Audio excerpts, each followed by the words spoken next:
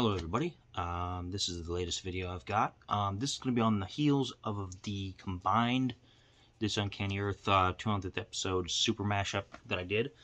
This is going to get a little bit more refined on one of the things that I talked about in that video, and that is the infinity bottle. And my camera's doing weird zoomy things, so I hope that doesn't weird out things, or weird you out. It weirded me out for a minute. Whatever. As you know, this is entirely unscripted, unedited. It's I'm recording it and putting it up on YouTube as if it's a live video, and I'm not messing with it in any way. And I don't do special effects. I don't do post-production. I don't do any of that because I like a more authentic tasting experience. And yeah, I don't do flashy things because I'm not a flashy person. I'm not a big I'm just doing this more for fun, and if you like to tune in and watch the videos, that's cool. Appreciate it if you do. That's all I got. So, yeah, the infinity bottle. Now, what is an infinity bottle? It's a concept I read about as part of the Central Ohio Whiskey Society, which I'm pleased to be a member of their online group on Facebook. And what you do for an infinity bottle is it's a personal blend that you create that's perpetually changing based on what you put in. You take a small amount as a starter. Like let's say you're drinking, I started off with this bottle of Four Roses Small Batch Select. Okay? And get a good look at that. And when I got low in the bottle, I waited until I had just about an ounce left, and that was it. And then I stopped. I didn't finish off the bottle. And then the next time I got another bottle of bourbon that was different, I took an ounce out of that and put it in. And those are my rules. My rules were that the dog is trying to get my attention here. What I did was, my rules are simple. It's 1 ounce of a different kind of bourbon, as long as they're classified as a bourbon and not, let's say, an American whiskey, which is still technically a lot like a bourbon, but it differs on the grain content, like the percentages. And it's not a rye, because a rye is still related to a bourbon, but again, not exact. It has to be labeled as a bourbon. And my extra lighting that I've got is like bouncing on my glasses, so that looks funny, but whatever. So it has to be labeled as a bourbon to go in it, and it's 1 ounce from each bottle, and they're all different, and that's that. And I kept going until I just about filled the bottle, which was about 30 ounces, which equals 30 different bourbons, completely different bourbon expressions. And there's a lot in here. One of them is the Central Ohio Whiskey Society Maker's Mark expression that I got last year, which was delicious. I'm almost down to the very last bit of it, and man, I'm going to miss it when it's gone.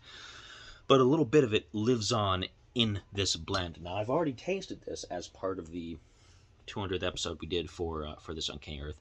So, it's kind of a cheat, but this is going to give you a little bit of a different impression, because my impressions at the time with Rob are first impressions there, and this is a more quiet, singular environment where it's just me, and I'm just giving you my unadulterated thoughts and things. So, I'm going to go ahead and taste it here for you now and see if it's any different than what we tasted that day. There's different things you can do for an infinity bottle too. Like some people say they're going to use only a single brand. Like let's say you're only going to use Four Roses, for example. You use an ounce or two out of every different kind of Four Roses there are. And that's a little more limiting because there's only so many expressions. But if you get somebody like Jim Beam or Jack Daniels that has several different taste expressions, or if you have somebody like Bullet or Woodford Reserve or something like that, if you're playing the long game, you could always do something like the Jefferson Aged at Sea, which has a slightly different addition every couple years or so, and so you'd have to wait a while to fill that up, but it might be an interesting blend. It might taste a little bit the same, depending. This had the advantage of being totally different, because there were so many different styles in it. There's Jack Daniels, there's no Jack Daniels because that's not classified as a bourbon. It's classified as a Tennessee whiskey. They don't call themselves a bourbon, so jury's out on that. Jim Beam calls themselves a bourbon, so I got Jim Beam in there. Maker's Mark.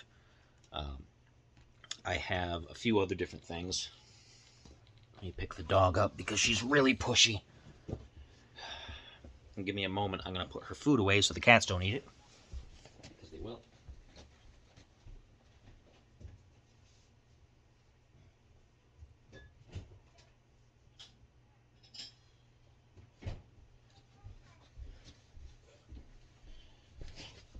There you go. That's a good example of it being unscripted and unedited, because a star YouTuber reviewer person would have cut that out or paused the video or something, and I don't. That's life. This is life. This is what makes this relatable for people, I hope. But anyway, so, and like I said, there's a lot of things in there. There's Yellowstone in here. There's Bell Mead. There's the Dutch bourbon whiskey. That's the Predator themed whiskey. There's the Slipknot number 9. There's other Cedar Ridge expressions from their own core lineup. So there's a lot of different things in here, and it's a really big variety of flavors. So we're going to go ahead and take a look and examine this a little more closely than I did in the other in the live video. All right. So here we go. Good breath.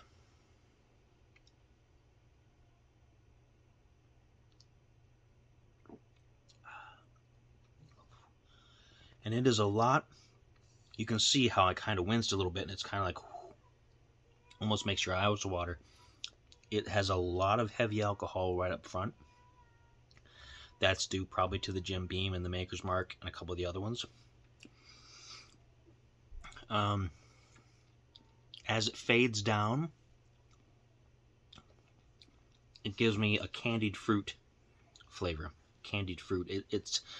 I mentioned it at the time during the other video, and I'm still getting that impression now, that it reminds me a little bit of a fruitcake, like those Christmas fruitcakes. I know people are always like, there's a running joke that's been there for decades since I was a kid about nobody wants a fruitcake for Christmas. But I like them. I like fruitcakes. I think they're great. I think they're delicious. I don't eat them all the time, but I like them. And this reminds me of that. There's a lot of candied fruit on the back end as this fades out. It's not a casual drinker, though. I'll tell you that. A good portion.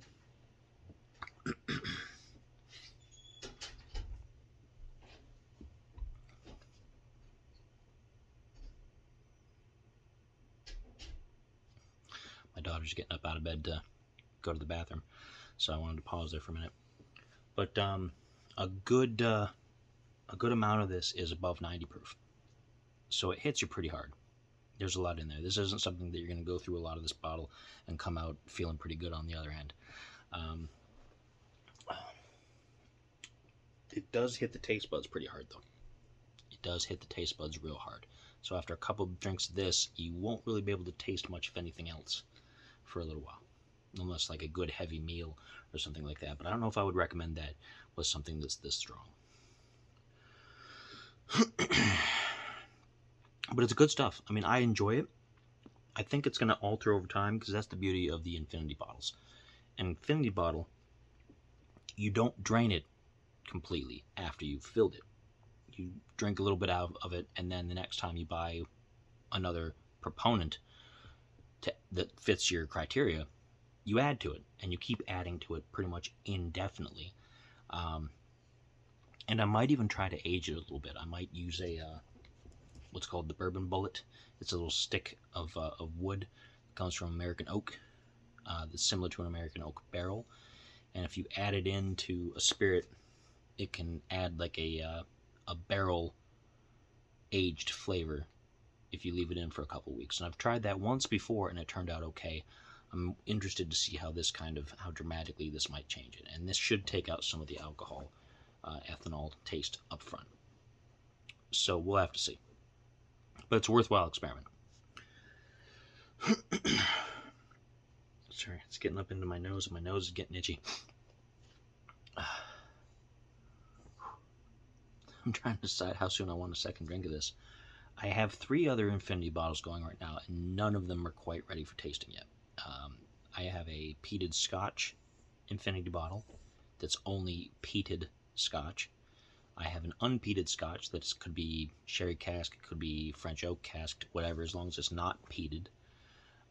It was just going to be all sherry cask, but then I got a little sloppy with it and put things that weren't strictly in a sherry cask. And then I have a rye bottle that's only rye whiskeys. And then I also have a more free flow Irish whiskey bottle going.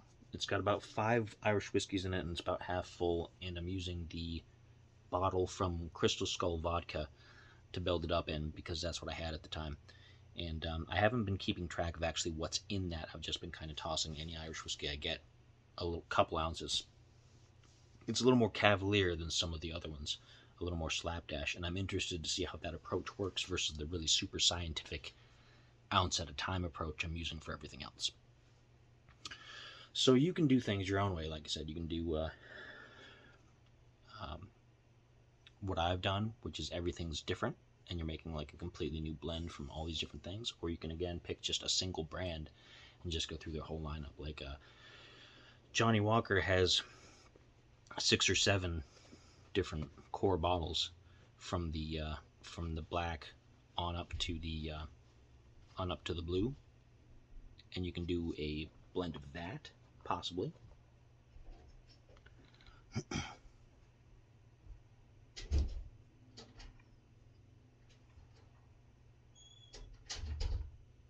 That's her coming out of the bathroom, going back into her room. That's life with kids. So that's what I got going on, and let's have another taste of this and see if it's changed at all now that it's kind of set fire to my taste buds a little bit.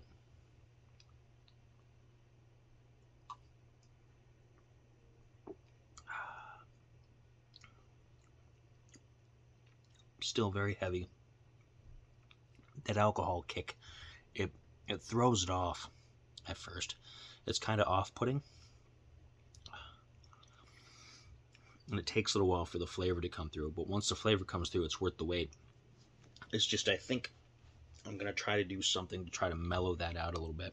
I think the next several bourbons I'm going to add to it to build it back up are going to be things that are milder in flavor, that don't have that Maker's Mark, Jack Daniel's, Jim Beam kind of like alcohol kick right at the beginning. Because that, it kind of, like I said, it's bothering the taste buds a little bit, so it takes a while for all the other flavors to come through. But yeah, I still think it was a worthwhile experiment. I still enjoy what I've come out with. It's better than I thought it was going to be.